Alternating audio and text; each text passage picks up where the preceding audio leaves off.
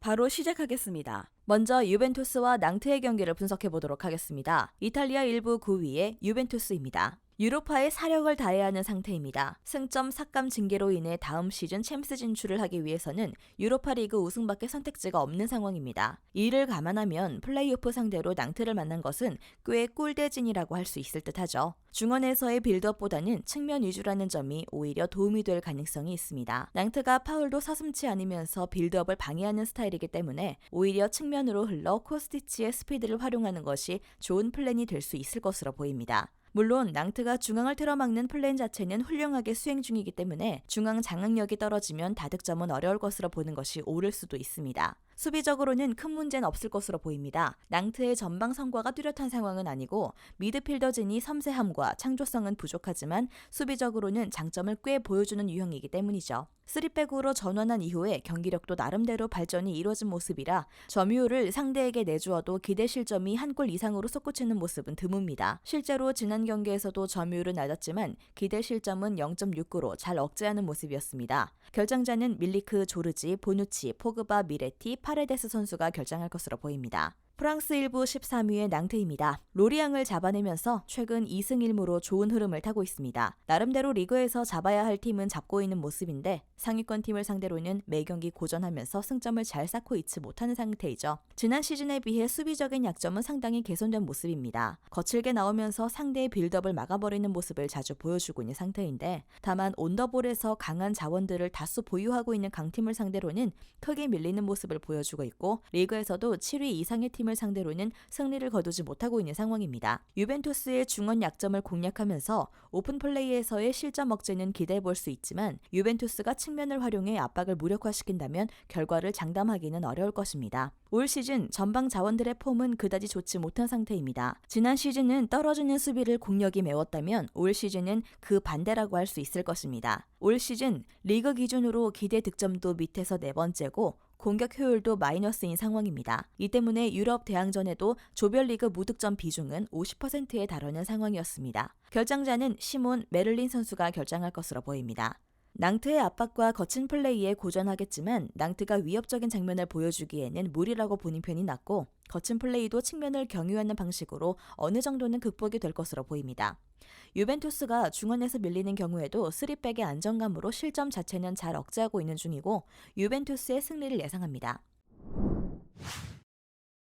다음은 스포르팅과 미트월란의 경기를 분석해 보도록 하겠습니다. 포르투갈 1부 4위의 스포르팅입니다. 토트넘, 프랑크푸르트, 마르세유와 한 조가 되면서 할만한 조에 편성되었다는 평가를 받았으나 3위로 유로파리그로 강등되어 버리고 말았습니다. 4위로 떨어진 마르세유에게 2패를 당한 것이 상당히 아쉬웠을 듯한데요. 스포르팅의 경우 전술을 큰 폭으로 바꾸는 모습은 보여주지 않았습니다. 꾸준히 3-4-3 양상의 포메이션을 구축하면서 상대를 압박 그물에 가둘 수 있는 전형을 짜는 편이죠. 당연히 강한 전방 압박이 동반되는 편인데 한 조에 편성된 팀들이 압박으로 맞불을 놓거나 역습 양상으로 전개하는 경우 난타전 양상으로 가는 경우가 꽤 많았던 편이었습니다. 결정자는 브라간사 선수가 결정할 것으로 보입니다. 덴마크 1부 7위의 미트윌란입니다. 유로파리그에서 기복 있는 경기력을 보여주었습니다. 춘추제 리그인 덴마크 리그라 울산과 친선 경기를 치르는 등 선수단의 실전 감각을 최대한 올리려는 모습을 보여주는 중입니다. 최근에는 4-3-3으로 전환하면서 플레이를 하고 있는 상태입니다. 특히 유로파리그에서는 매경기 4-3-3으로 나서면서 중원에 힘을 주는 모습이었는데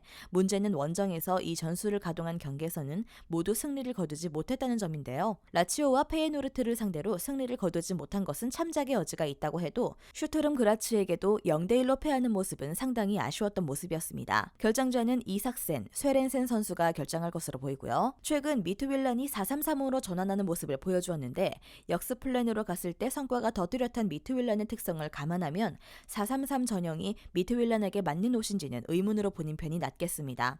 스포르팅이 압박을 견뎌내고 본인들이 주도권을 잡으면 좋은 결과를 받아들이는 경우가 많음을 감안하면 역습 플랜으로 갑자기 전환하는 것도 미트윌란에게는 리스크가 있을 것이죠. 스포르팅 승리 예상합니다.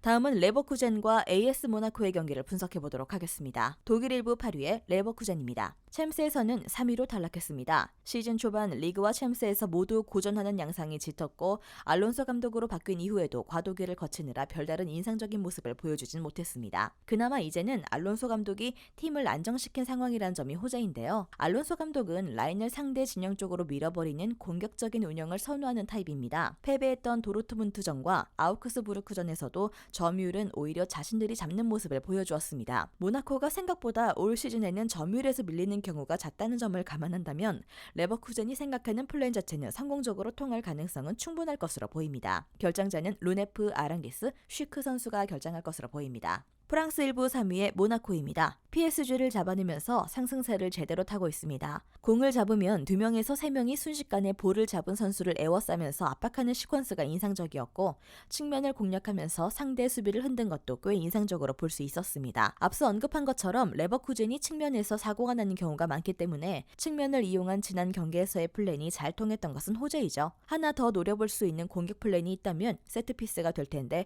올 시즌 레버쿠젠이 6야드 안쪽에서 허용하고 있는 슈팅의 비중이 홈에서 10%로 상승하는 모습을 보이고 있는 상태이기 때문입니다. 올 시즌 세트피스에서 12골을 넣는 등 데드볼 상황에서 강한 모습을 보여주고 있어 점유율에서 다소 밀린다고 하더라도 득점을 만들어 볼 수 있는 루트 자체는 마련이 되어 있는 상태이죠. 결정자는 사르 반데르손 선수가 결정할 것으로 보입니다. 레버쿠젠의 측면 수비 문제를 모나코가 공략해 볼 수 있고 모나코도 압박에 나섰다가 레버쿠젠이 이를 이겨내고 전개가 이어질 경우 수비적인 안정감을 장담하기는 어려울 것입니다. 모나코가 지난 경기에서 PSG를 순간적으로 압박하면서 잡아냈고 측면을 공략하는 무브가 합격점을 주기에 충분했다는 점을 감안한다면 모나코의 승리도 가능성이 있겠죠.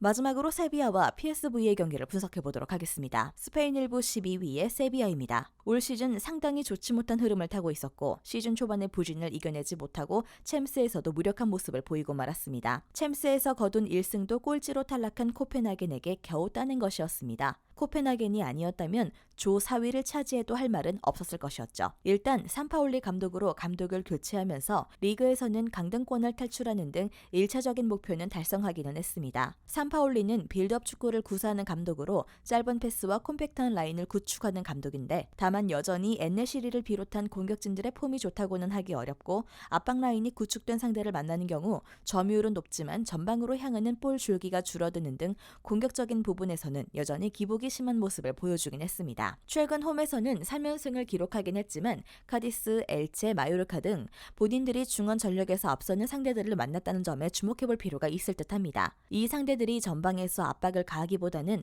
라인을 극단적으로 내리고 수비적으로 운영하는 타입이라 볼 순환에서 큰 어려움이 없었습니다. 그러나 아인트호벤은 전방에서의 압박 강도는 줄었으되 중원에서의 압박 라인 구축은 여전히 강도 높게 수행되고 있는 상태입니다. 중앙 라인에서 볼 순환이 안 되면서 다시 공격진들이 고립되는 양상이 나타나도 이상하진 않을 것이고요. 결장자는 고메즈, 텔레스, 코로나, 레키크, 마르카오 선수가 결정할 것으로 보입니다. 네덜란드 1부 4위의 아인트호벤입니다. 흐로닝언을 6대0으로 잡아내면서 호조를 이어가고 있습니다. 실리적인 운영에 능한 팀에게 다소 약한 모습을 보이던 때도 있었지만 득점력을 극대화시키면서 전공법으로 이를 이겨내는 데 성공했죠. 지난 시즌과 비교하면 전방위적으로 압박을 하는 모습은 줄어들었습니다. 아무래도 지난 시즌 이 때문에 선수단의 부상과 체력적인 부침이 심했던 것을 감안한 듯한데요. 특히 전방에서 압박하는 강도가 다소 줄어든 모습인데 물론 상대가 중원으로 들어가는 순간에는 순간적인 압박에 들어가면서 전개를 최대한 방해하려는 모습은 유지하고 있습니다. 기본적으로 압박의 시퀀스는 좋은 팀이라 점진적으로 전진하는 타입의 팀에게도 그다지 약한 모습은 보여주지 않고 있는 타입입니다. 결장자는 엘가지, 음웨네, 사비오, 오비스포 선수가 결정할 것으로 보입니다. 아인트호벤이 압박 강도는 줄었지만 중원에서의 압박 기조는 유지하고 있어 세비야가 공을 가지고 있게 하되 전방으로 향하는 빈도를 줄여버릴 수 있는 상황입니다. 해당 방식이 모나코와 아스날에게도 통한 만큼 리그 내에서만 통하는 전술이라고 보기는 어려울 것입니다. 세비야의 전방 라인에 충분한 공을 배급하지 못하게 하면 세비야의 약점인 전방 문제가 더 두드러질 가능성이 높습니다. PSV 승리 예상합니다.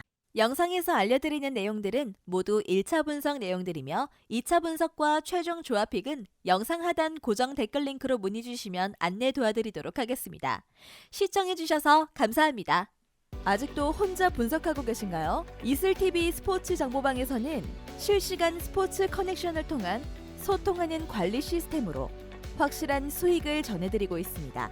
정보방 입장 조건은 없으며 일반인들은 쉽게 접할 수 없는 배당 흐름 분석, 모든 경기 라인업과 결장자, 마지막으로 분석 모델링을 통한 최종 조합비까지 무료로 제공해드리고 있습니다. 물론 마음에 안 들면 둘러보시고 나가셔도 됩니다. 혼자 하면 단기간으로 수익을 볼 수도 있겠지만 함께 하면 장기간으로 꾸준한 수익이 가능합니다. 정보방 무료 참여하시고 꾸준한 수익을 원하시는 분들은 영상 고정 댓글 링크로 문의 주시면 안내 도와드리겠습니다. 늦지 않았습니다. 함께 합시다.